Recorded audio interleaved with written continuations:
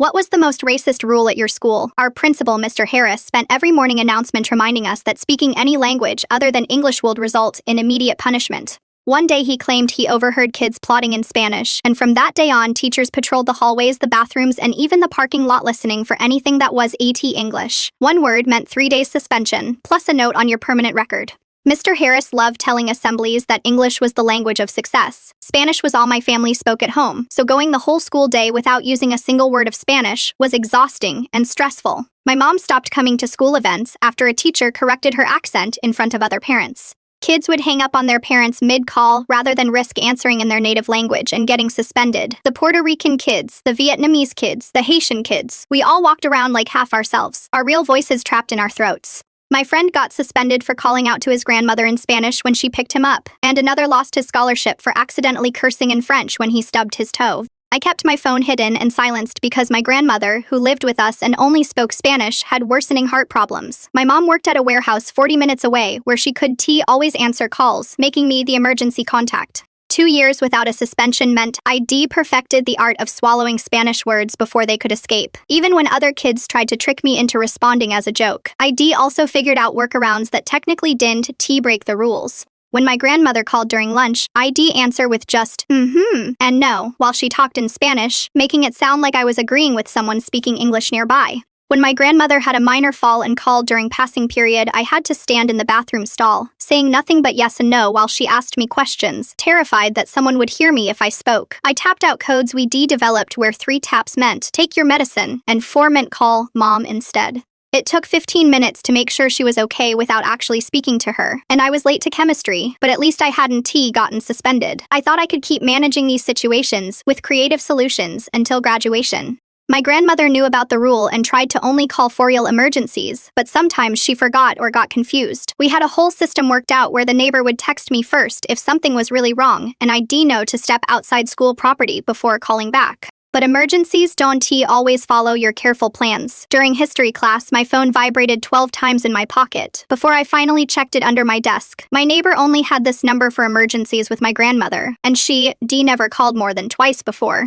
My hands were shaking as I saw the missed calls climbing to 20, then 25. The second our teacher turned to write on the board, I slipped out into the hallway and called back. My neighbor was screaming in Spanish that my grandmother had collapsed and was barely breathing. She could translate the name of my grandmother's heart medication for the paramedics, and they could understand what she was trying to tell them. The medication had a long name that sounded similar to the one she was allergic to, and in her panic, my neighbor kept mixing them up. I tried our tapping system, but she was crying too hard to understand it. I tried typing the medication name in a text, but she could read my screen to the paramedics while holding the phone to her ear. There was no creative solution this time. My grandmother was dying, and I had to choose between her life and my future at this school. I ran down the empty hallway toward the exit, speaking rapid Spanish, explaining exactly where the medication was kept in the bathroom cabinet. 3rd shelf behind the vitamins in the white bottle, not the blue one. My neighbor put me on speaker so I could talk to the paramedics, but they didn't speak Spanish either, so I was translating frantically back and forth while running to my car. The medical terms came out in whatever language I could think of them, and first switching between Spanish and English so fast I couldn't track which language I was speaking, just desperate to get the information across about her heart medication and her deadly penicillin allergy, then back to Spanish to call my neighbor, who kept asking if my grandmother was going to die.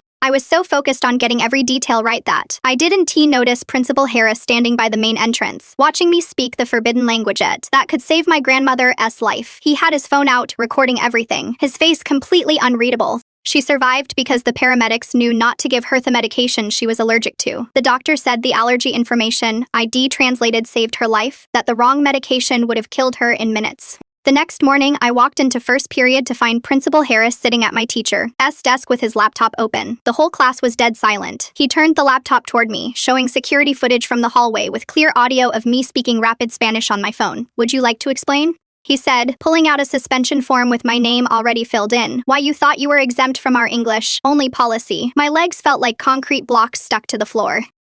The whole class stared at me while Mr. Harris tapped his finger on the suspension form that already had my name written in black ink. My mouth went completely dry like I'd been eating sand. He wasn't really asking me anything. He was putting on a show for everyone else. The laptop screen kept playing the security footage on repeat, showing me running down the hall with my phone pressed to my ear. My hands started shaking when I tried to speak. My grandmother was dying and the paramedics could understand which medication would kill her. Mr. Harris held up his hand to stop me before I could explain more. Emergencies don't override school policy. You could have found another way. His voice stayed perfectly calm, but his eyes looked at me like I was just another problem to file away.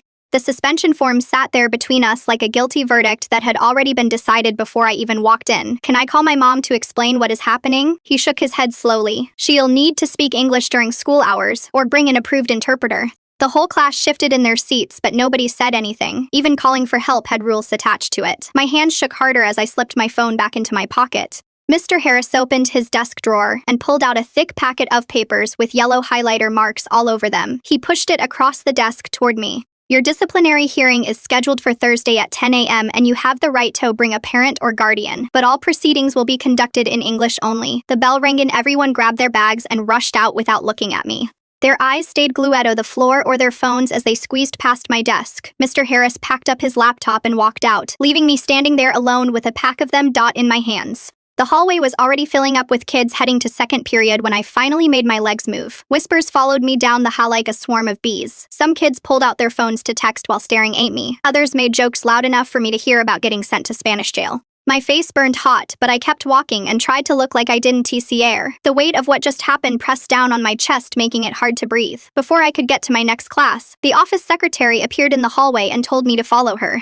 She led me to the administrative office and pointed at a hard plastic chair near the window. You are excused from classes today, but you must remain here until dismissal. The fluorescent lights buzzed overhead, making my head hurt. I pulled out my phone to text my neighbor about my grandmother. My fingers fumbled over the keyboard as I typed asking if she was okay after yesterday's emergency. The thought of her being alone at home made my stomach twist into knots. The secretary handed me a form and told me to write my official statement about the incident. The blank lines stared back at me. Everything sounded wrong when I tried to explain life and death situations in formal English. I kept starting over because my grammar mistakes made me look guilty of something worse than speaking Spanish. The secretary watched me struggle without offering any help. Her eyes followed my pen as I crossed out another sentence and started again. The words wouldn't come out right no matter how many times I tried. After my fifth attempt, I asked if I could get a copy of Mr. A. Harris's recording from the hallway. The secretary didn't even look up from her computer. That is internal evidence that students can access. My stomach dropped like I was falling off a cliff. They had proof. I couldn't even see or respond to properly.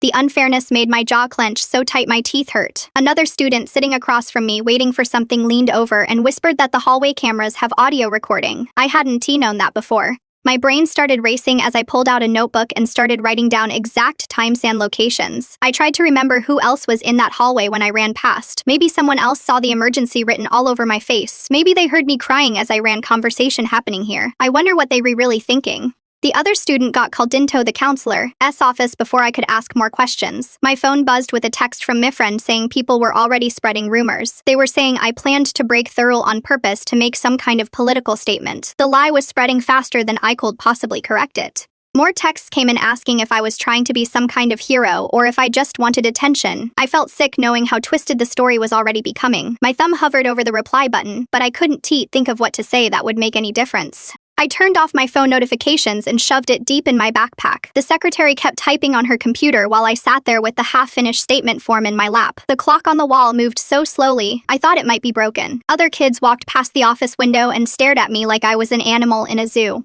Some pointed and whispered to their friends. The form still sat there mostly blank because nothing I wrote could capture what really happened. How could I explain in perfect English grammar that my grandmother's life mattered more than their stupid rule? My phone buzzed in my pocket and I pulled it out to see a text from my neighbor saying my grandmother was stable, but really weak, and kept asking for me in Spanish, over and over. The relief hit me so hard I had to grab the desk, but then the guilt came right after because I should have been there with her instead of sitting in the stupid office. She probably didn't understand why I wasn't home yet, and that made my chest hurt. I shoved the form back across the desk unsigned and walked out while the secretary called after me that I couldn't leave without permission. The halls were empty during class time, and my footsteps echoed as I headed to my locker to grab my stuff. A note taped to my locker said the guidance office had scheduled me an appointment tomorrow morning with Orlando Frey, some counselor who supposedly helped bilingual students with these situations. Maybe someone in this building actually understood what we were going through, but I wasn't holding my breath. That evening, while Mom and I sat at the kitchen table trying to eat dinner, an email popped up on my phone with the official hearing details.